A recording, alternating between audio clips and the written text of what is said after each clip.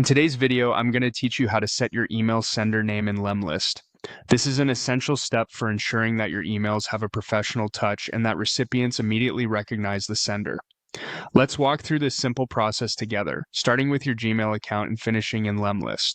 First, go ahead and open up your Gmail account.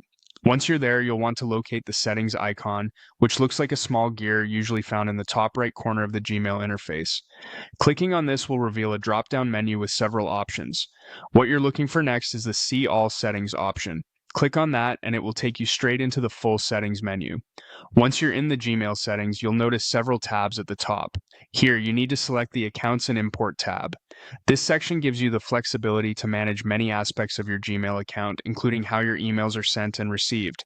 Within this tab, look for the option that says Send Mail As, and right nearby you'll see a clickable link that says Edit Info. Go ahead and click on this link. Now you'll see a pop-up window where you can enter the name that you want your recipients to see when they get an email from you. Simply type in the desired name and then make sure to save those changes by clicking on Save Changes at the bottom of the pop-up. Congratulations, you've completed the Gmail part of setting your email sender name. Next, you need to hop over to your Lemlist account. Open Lemlist and navigate to your profile by clicking on your profile photo or avatar in the top right corner of the screen.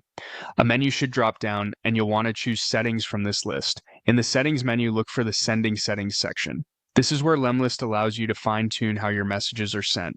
Within this area, click on the Email heading, followed by clicking on Settings once more.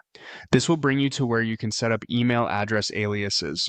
Within the Email Address Aliases section, you might need to update or change any existing aliases you have.